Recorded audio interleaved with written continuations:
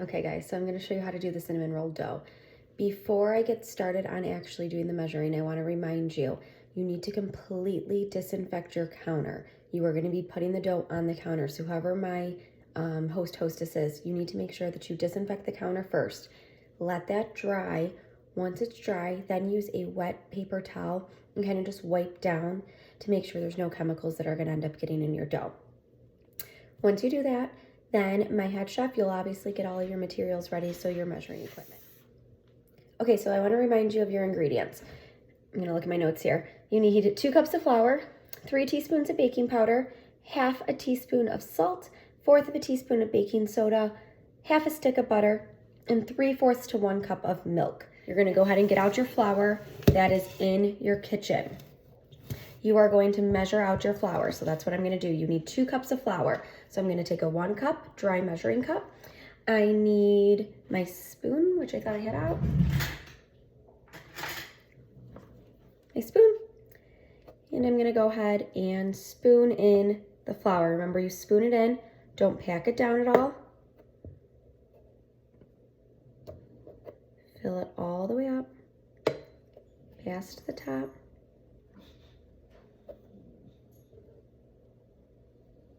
You want to measure it over the actual flour because it can get messy. So again, you can see over measured. I at home don't have a straight edge spatula, so I'm going to use the back of the knife.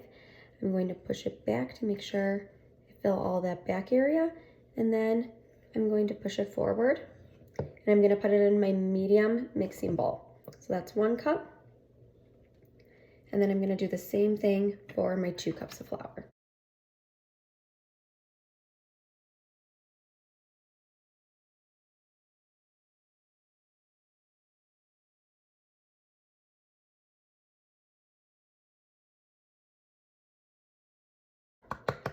Now, you are going to use this bowl, this medium mixing bowl, to come up to the demo table with all of your other items. So you will already have the flour measured in your mixing bowl when you come up to the demo table. The rest of the stuff that you will need, you'll need a 1 teaspoon for your baking powder, and you'll do that 3 times for 3 teaspoons. You'll need a half of a teaspoon. You will need a 1/4 of a teaspoon for your baking soda. You'll need your straight edge spatula to level off all those ingredients. You'll need a liquid measuring cup, and then you don't need anything for the butter. So again, you'll have your mixing bowl, liquid measuring cup, straight edge spatula, 1 teaspoon, 1/2 of a teaspoon, and a 1/4 of a teaspoon, all coming up for the measurement table. Okay. So I'm going to go ahead and start measuring. So I just brought all this to the demo table, let's pretend, and now I'm going to measure all my dry and, well, liquid ingredients as well. All my dry ingredients are going to go, again, right in here with my flour. So the first thing I'm going to measure is my baking powder. I could not find my teaspoon, so I'm going to use a 1/2 of a teaspoon, and since I need 3, 1/2 of a teaspoon, I'm going to do 6 times instead.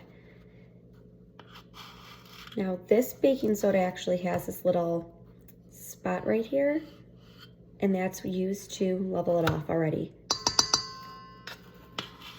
So I won't need my straight edge spatula for that.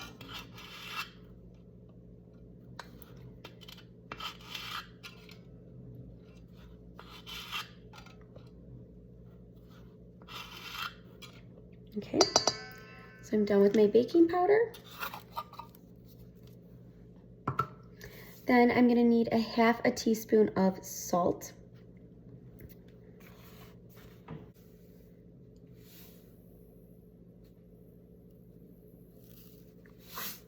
To pour the salt, and then I'll go ahead and use my straight edge spatula to level it off. So again, it's 1/2 of a teaspoon of salt. Put that with my dry ingredients. Then I'm going to need a 1/4 of a teaspoon of baking soda. So baking soda, 1/4 of a teaspoon. Make sure when you're coming up, you're looking at the difference between the teaspoons and the tablespoons. I'm going to take it, again, look how it's totally full, and then I'm just going to push it to level it off. 1/4 of a teaspoon there. And those are my dry ingredients. So then I'm going to need half a stick of butter. Half a stick of butter is 4 tablespoons. I'm going to go ahead and put that on I'm going to pretend that's my measurement tray. And then I'm going to need to measure 3/4 to 1 cup of milk. What I want from you is to measure 1 cup of milk. And then it will depend how much you'll need to actually put into the mixture. So 1 cup. So first I'm just going to kind of pour it till it gets a little close to the 1 cup line. And then I'm going to bend down at eye level. And I see that I definitely need more. Pour a little more. Bend down again. Okay, so my head chef, you are now back in your kitchen. You have all of your dry ingredients together. So the very first step of the directions is to mix it all together. So they're already in there, but I'm going to take my rubber scraper and I'm gonna go ahead and just kind of mix it together in my bowl.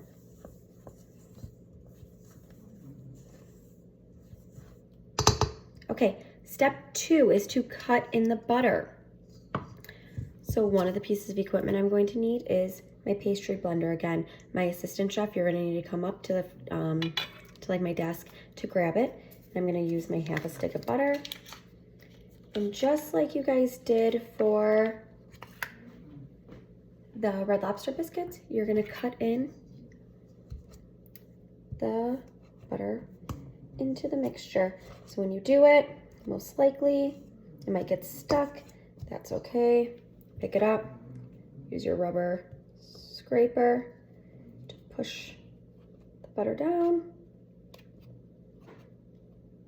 and then just keep going.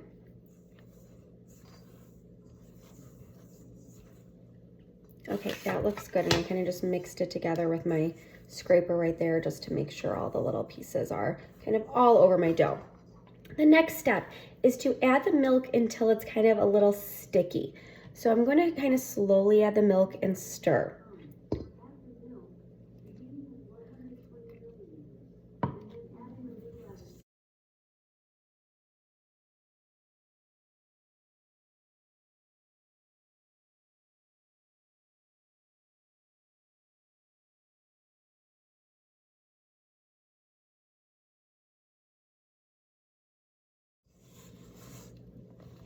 So you want to make sure when you're doing this, you're really scraping the bottom and just kind of pushing. What I'm doing is almost kneading the dough, but instead of trying to use my hands, you might end up needing to use your hands, but ideally you don't. I'm almost trying to knead the dough with my rubber scraper. So I'm like going like this and then kind of pushing down to really mix everything together. The next part of the recipe is to roll out the dough. That's why we wanted our surface to be disinfected, because we're going to be putting our dough on the counter. This is what we're going to be eating, so we don't want everyone's germs to be all over it. Now, one of the things you have to do is you need to flour the surface. So you're just going to take some flour, and it's going to make a mess. You're going to have a lot of cleaning up to do. And you're going to kind of just go like this with the flour all over your counter. It's a little hard to see in the video. Kind of rub it on top of the counter so it is floured, otherwise your dough will stick. Your dough is already sticky. Okay, so I took my dough, I put it on the counter, it's all nice and floured. I'm going to take my rolling pin, and I'm gonna need to cover my rolling pin in some flour as well. So you're gonna take your flour that's in your kitchen, and you're gonna you're gonna take your dough and you're gonna roll it. When you do, don't kind of go back and forth, because look, see how that sticks when you do it? So kind of roll forward and then stop. Roll backwards and then stop. If your dough is getting stuck too much to your rolling pin, put some more on your rolling pin. You may even have to add a tiny bit onto your dough. You don't want to add too much because you don't want to change the consistency of the dough and ruin your cinnamon roll, but you might have to do that a little bit. Like mine right there, for some reason, was extra sticky. It kind of pulled up, so we gotta be careful there. So I'm gonna put a little flour kind of right there where it was extra sticky. All right, and you want to roll it into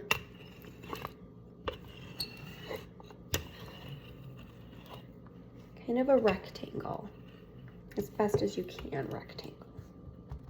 When you're rolling, you don't want any spots to be too thin versus like other spots, because when you go to actually roll it up, that will be difficult.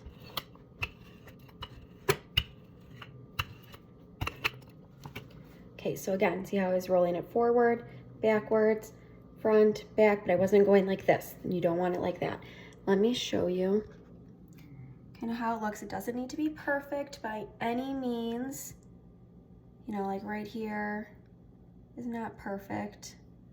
That's okay. You're gonna roll it all together, but it's kind of rectangle-ish. While my head chef is rolling out the dough, my assistant chef is gonna go ahead and get the filling together. The filling calls for 1/4 cup of brown sugar. Your brown sugar is in your kitchen, so you'll just fill up 1/4 cup. Be sure to pack it down, level it off. Then you will need 2 tablespoons of cinnamon. So you'll get 2 tablespoons. You'll need a custard cup to pour your 2 tablespoons in, so a little custard cup. And then you'll need 2 tablespoons of butter. I'm not gonna show you everything. The only thing that I'm gonna show you is how you will end up putting the butter on the dough. Cut the butter into very, very small little slices, and then you're gonna make them even smaller, kind of like this, very small, and you're just gonna kind of lay them out around the dough. So very small little pieces, kind of, even if you can, let them kind of brush them into the dough.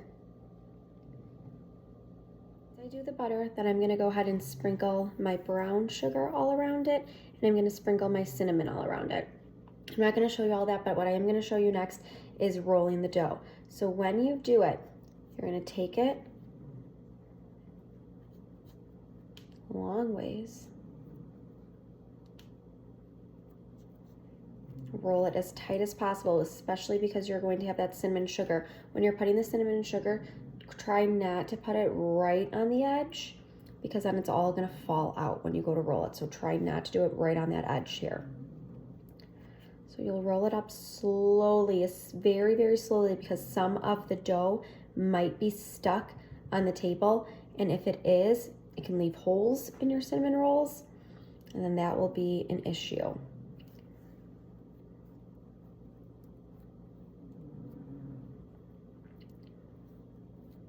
And you're just gonna kind of keep going like that until it's completely done.